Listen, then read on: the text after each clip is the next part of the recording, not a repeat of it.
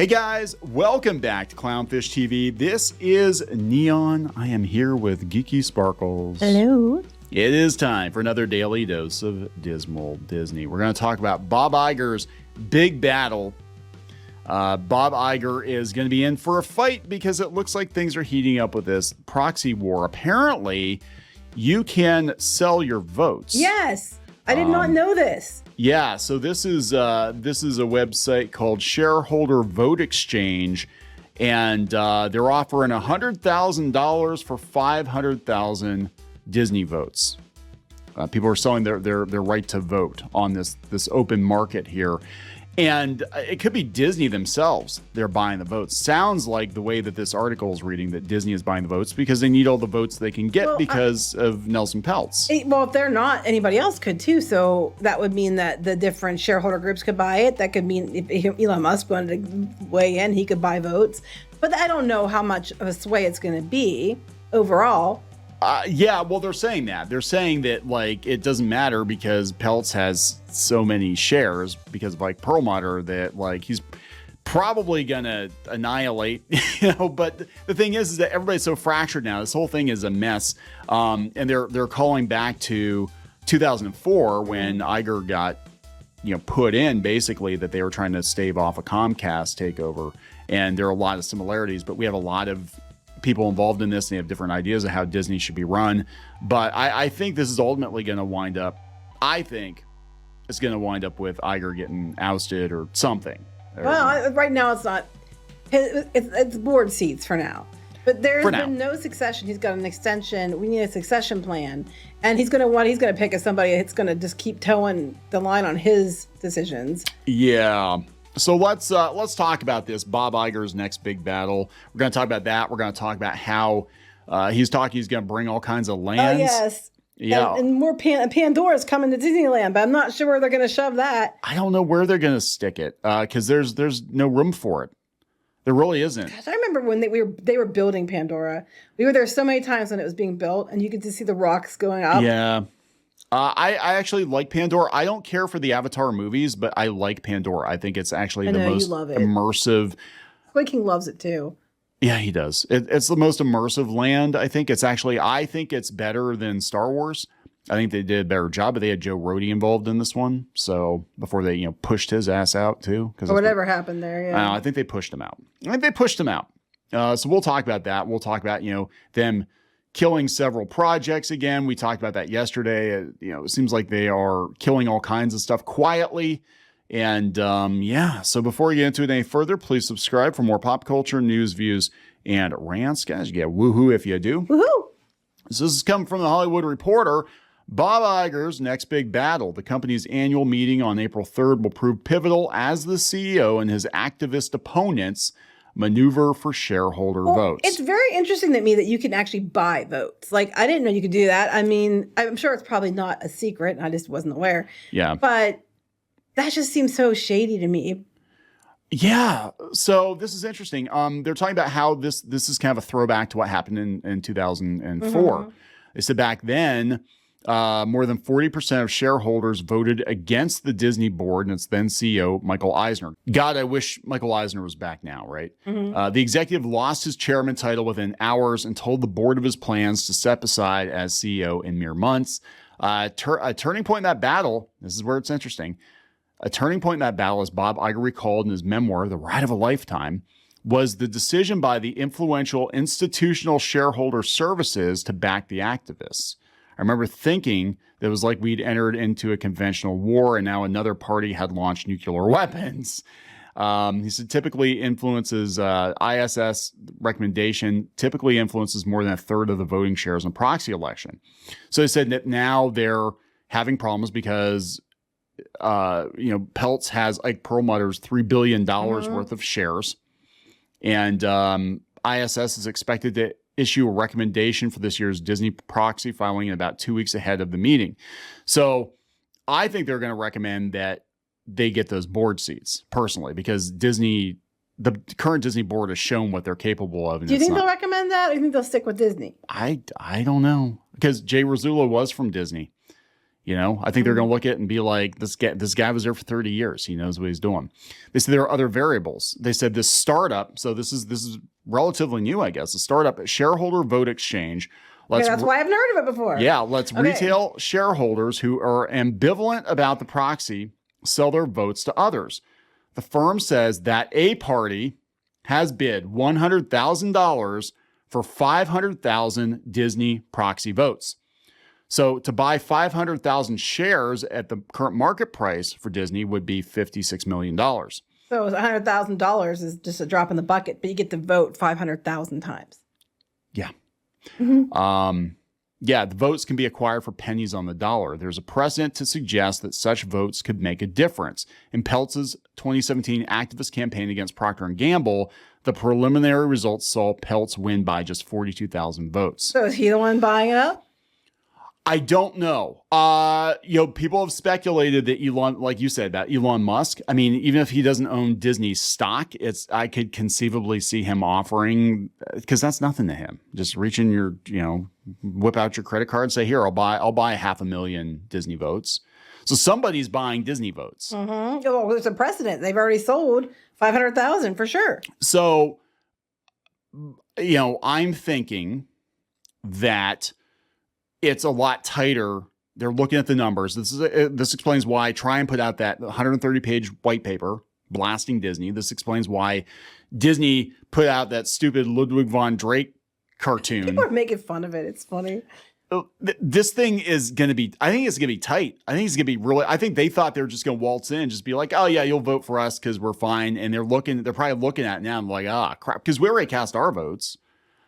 Not that, we don't have half a million votes, but, we cast our votes, and they're probably looking at the numbers, or somebody's looking at the numbers and giving it to Disney and saying, hey, this isn't looking good for you guys. And we already know how Peltz is going to vote, So if you can buy some votes, buy some votes. So it's uncertain whether that many votes will even be enough to swing the outcome one way or another. Lots of stock, yeah. And it might be because they've happened before. Yeah. It says, especially given the involvement of multiple other activists, such as Blackwell's Value Act and Court. Now, here's the thing. There are other activists, but they're going to vote for themselves. Well, Value Act's going to vote for Disney, the Disney board, because they made a deal with the Disney board, which Blackwell's are pissed about, because the Value Act then gets... Value Act, I think, has some kind of advisory position, but they're privy to information other shareholders aren't being given, which gives them an edge. And I do agree with Blackwell's. That's kind of bullshit. I think Ancora basically said they were kind of backing Peltz, if I remember correctly. I think that's what that was about. Blackwell's ideas are just stupid. We went over that. They wanted to divide Disney into like 3 different companies, and one of the branches were going to be like a tech AI firm or something, so they could put their people in that had specialized skills, right? So they're going to get their tech person in, and then they're going to one for each divide it into a real estate company, and then they're going to divide. Yeah, it's like, no, this is stupid. Basically, you had these people sitting around. It's like, oh, what are you good at? Oh, I'm good at real estate. Okay, we'll split Disney off into a real estate company. You can be in charge of that, Bill. Yeah, well, Ancora basically sent out a letter, and they said that they hoped that the shareholders would join them in encouraging the board to pursue a viable compromise with Trian. So they kind of were wanting the board to compromise with Trian before. So I don't think it's unreasonable, because they're not talking hostile takeover. They're talking they want 2 board seats. No, people keep saying that. I'm like, that's not what this is. That's not 2 board seats isn't a hostile takeover. No. I think Nelson Peltz, I think it's reasonable, and I think Jay Rizzullo, especially given his experience at Disney, would be a very good thing, because the people that they're pushing out don't have any experience. Really? And they keep saying, well, Jay Rizzullo, he hasn't been there in years. I'm like, yeah, but he was next in line to be CEO, so he can't be that bad. Mm-hmm. And he didn't leave that long ago. But yeah, they said this is starting to look like 2004 all over again. Well, they even mentioned it. They're talking about the Disney family united around Iger, and they said Abigail Disney, who once compared Iger to Ebenezer Scrooge. Yes, thank you. Yeah. I was like, Abigail, you already kind of ruined your opinion. No, doesn't matter what you say at this point. Now, this is where it's going to get complicated, because, again, a lot of people that own Disney stock, they're just Disney fans, and they just know, well, we like Disney, and we like Disney like it is. And there's most this other don't like Disney like it is. They're pretty pissed. A lot of fans are not happy, given the way things have been going as of late. Well, I'm just saying, they're not going to see the difference between Trian and Blackwell's. That's true. So they said the children of Roy E. Disney have signed a letter calling Trian and Blackwell's wolves in sheep's clothing, waiting to tear Disney apart if they can trick shareholders into opening the door for them. Not Trian. Blackwell's, their ideas are freaking stupid. They're using stupid. That. They're using the grandkids. They're rolling them out to trick, oh, I'm a Disney fan. I love Walt. His grandkids said, don't vote for them. Okay. Which is also probably true. So Jay Rosullo, who Iger had glowing praise for when he stepped down, right? Iger praised him. They're trying to paint him now as a disgruntled former employee. You know who else got painted as disgruntled former Disney employees? Us. Yes, truth. Like there were these rando accounts that would go out to different message boards and stuff, and they would try to discredit us. Like, don't listen to Clownfish TV. They're just disgruntled Disney employees. And some of the people that did that, like they were on Reddit and stuff, their accounts got zapped. And I'm like, yeah, it was probably Disney people trying to be because they've been doing it for years, as I've mentioned many times. Yeah. They've been totally using fake accounts and bots and stuff to try to swing the narrative. Yeah. It's been going on for as long as I've tracked this shit, so at least 10 years. And it's not surprising at all. I don't know why people keep acting like it's a big new thing, because it's really, truly not. So what's funny, though, too, is like Perlmutter, he's trying to paint as he's disgruntled and he's trying to get revenge. But again, I want to point out that Perlmutter was fired after he backed Peltz the first time. And when Peltz decided to not go after the proxy battle, one of the first people that Iger got rid of was Perlmutter. Yeah. Because he had backed Peltz publicly. So I don't understand how, it's disgruntled if they come at him, but it was completely, just innocuous and innocent when he did the same thing first. I wouldn't have done that. If I knew how much power Perlmutter had. Okay. And I knew how many shares. And that's one thing that Trian brought up too, is that a lot of the people on the board don't have very many Disney shares themselves. Like, you don't want to piss that guy off. Well, beyond that, Iger tends to underestimate people, I think. I do think he does.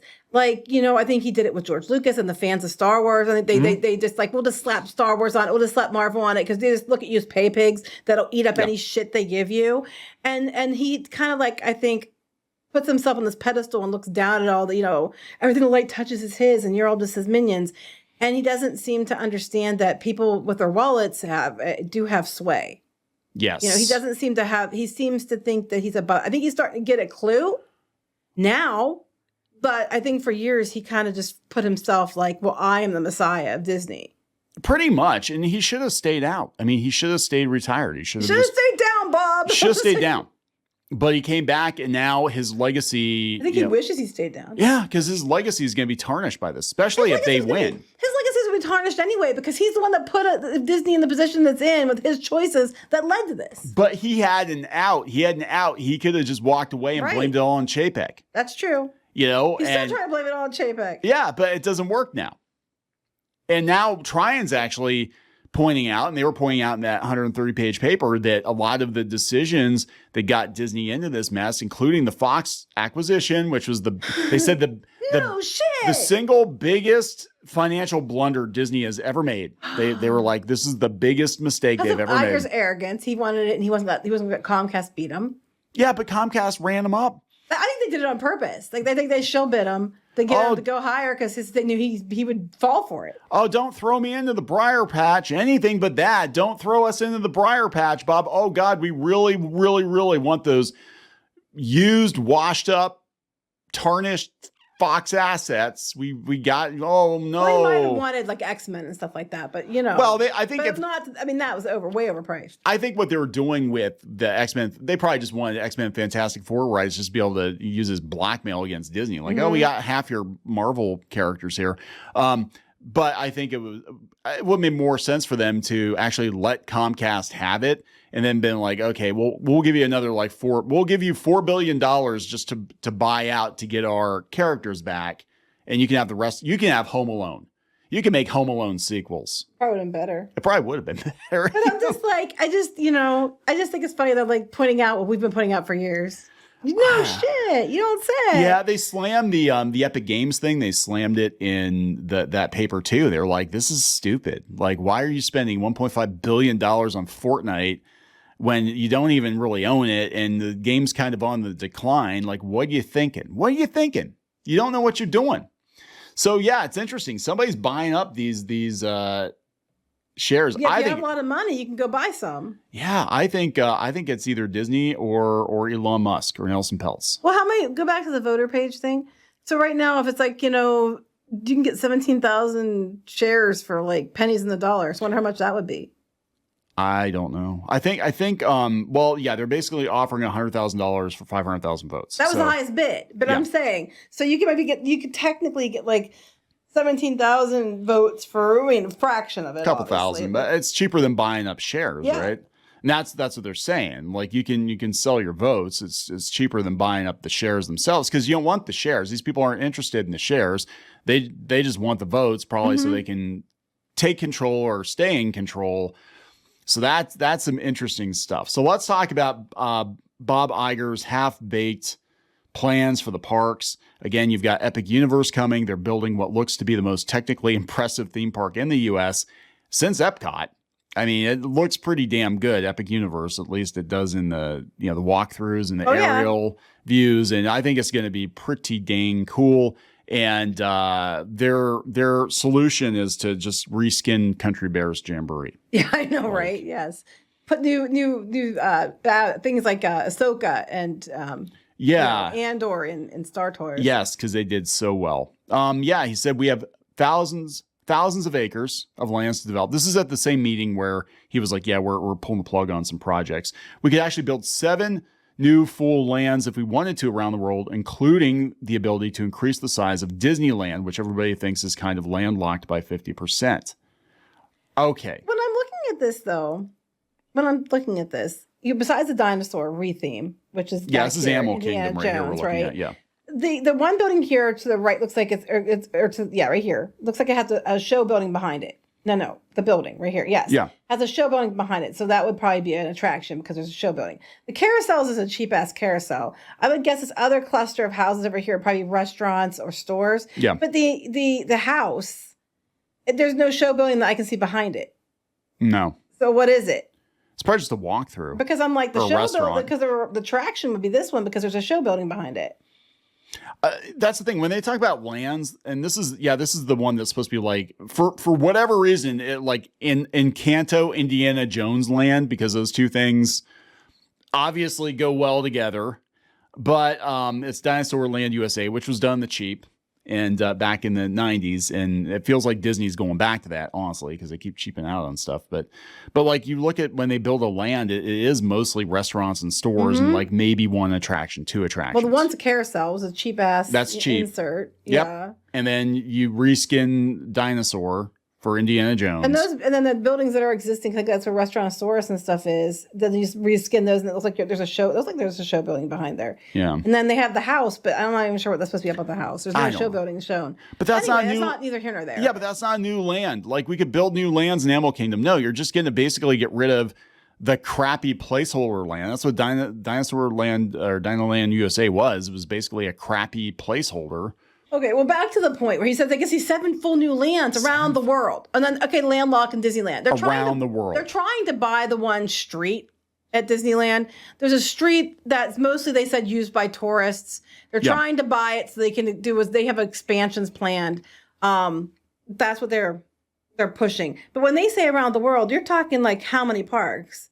And some of the lands are already in progress now overseas. So they got to count those in the 7 new ones.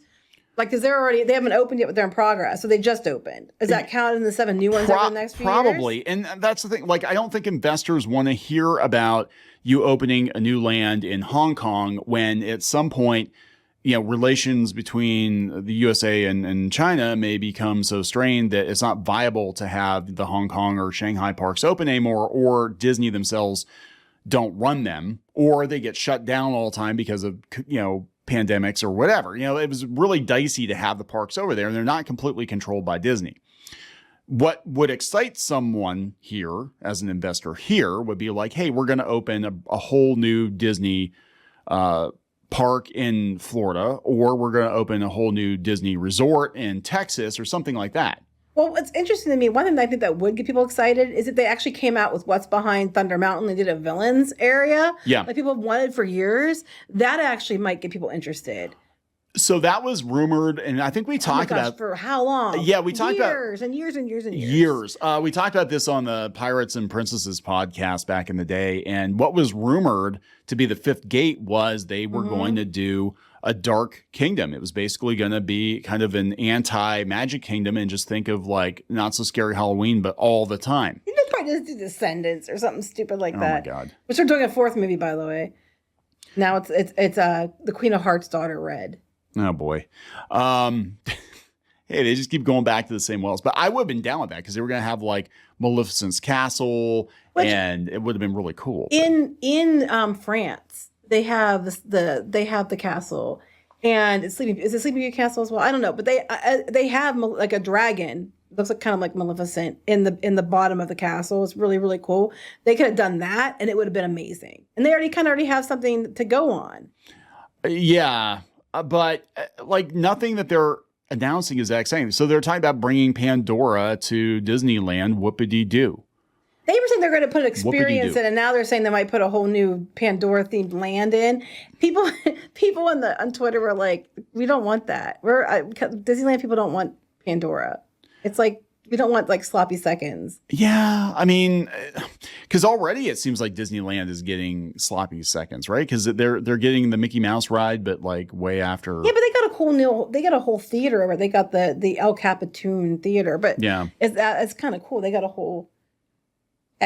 cooler edition. It wasn't just a reskinned, Chinese theater.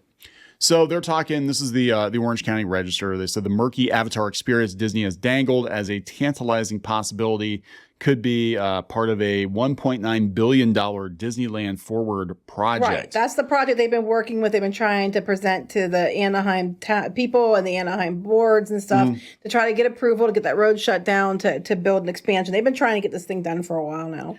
Yeah. So, I mean, if they can get it through, because they were going to build that luxury hotel and then that fell through. Well, that fell through because they effed up the deal themselves. Oh, I could see them effing up this deal too. Because they told them they were going to put it in one place and then tried to be shifty and switch it someplace else. And Anaheim's like, no.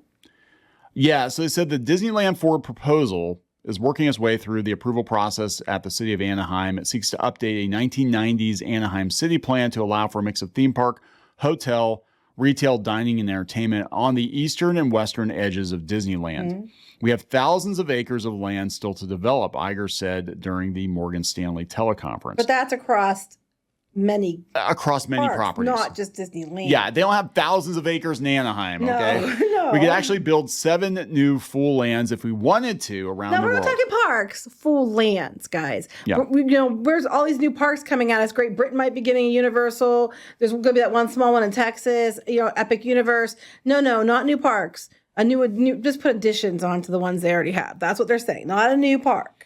Well, they did kind of pull a rabbit out of their ass with, I didn't think they could build Galaxy's Edge in Disneyland. Yeah, that's true. But and this time though, this Disneyland Forward's they've been working on it for a while, and they're trying to win people over. Because you have to remember too, in Disneyland, unlike Walt Disney World until recent years, they had to go through the proper channels to get approval. At Disney World, the part of the problem with Reedy Creek was that they ran Reedy Creek. Everybody knew they ran it, and they didn't have to really go through, Orlando, Orange County, that kind of stuff to get permission to put things in. They could do what they wanted. Well, now with the new tourism oversight district, they have to jump through hoops like other people. Yeah. And so that's why Disneyland, they've been trying for so long for this new expansion, because you have to go through all the red tape. You have to get through it. You have to get all the approvals. You have to make sure that the people vote to allow you to do it and all that. So that's why it's taking so long. They've been trying to get permission. Now they're going to add Avatar, which means they need more land, which might be why they want that road. They're trying to get ownership of a road they can add to the park. Yeah, I could see them. I mean, honestly, I could see them putting Avatar in like California Adventure or something, because that's sort of their version of Hollywood Studios. It seems like a lot of the IP stuff goes over there. I don't know if they're going to have enough rooms. They're going to add a bunch of other things they want to add, but it's not that big. Pandora's not really that. No, that Pandora big. Overall, it's not. It's interesting because even in in Disney World, they actually have an area to expand it. They were going to do a third attraction, and they were waiting until the new movies came out to figure out what they're going to do. But it's really not. It's basically like a corridor. It's kind of like, you know, they've got the one big show building, which actually has both attractions in it. Mm-hmm. And then they have the restaurant and the shop, and that's in like another bit. So it's like two buildings, and it's almost like a walkway, and with the plants and the stuff. Disney should take some money and try to hide the building better, because when you're coming into the bus places and stuff, you can see the whole backside of the building, and it's not even the backside of the water. Same with Galaxy's Edge. Like if you're coming on the backside, you can see all the backside of it. You see like the plywood. So it's not as bad as California Adventure though. Like you walk on the street behind Disneyland and you look up and it's like you can see the Incredicoaster, like all the wood and stuff on it. You know, it's like they used to try to hide that stuff better. They used to try to mask it, but they don't. But you can save half the money if you know. It's probably about 30. People don't care. They don't care if it looks like crap. You know, they're not. They paid to see the good side. If you're not paying, you can see the bad side. Well, that was like even in Epcot. Like they made sure that the Swan and Dolphin stuff it didn't jut out. It didn't break the immersion. It looked like Morocco, I guess, or the Tower of Terror looked like, you know, Morocco on the backside to blend in with Epcot. Yeah, that's what they used to do. So, you know, but they don't care if you're not actually in the park seeing another park from, you know, you didn't pay.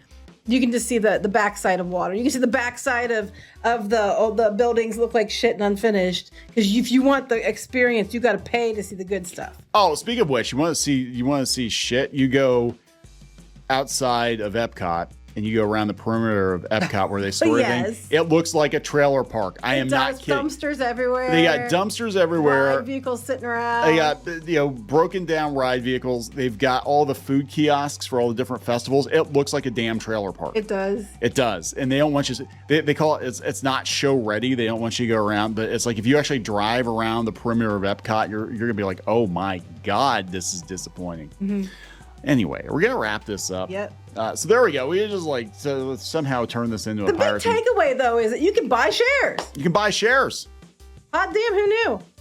Yeah. So there we go, guys. Must be getting pretty tight if somebody's offering $100,000 for 500,000 shares. And they've only got 17,000 people or 17,000 shares for sale. So we're going to wrap it up. Yep. Please subscribe for more pop culture, news, views, and rants. We'll talk later. Bye.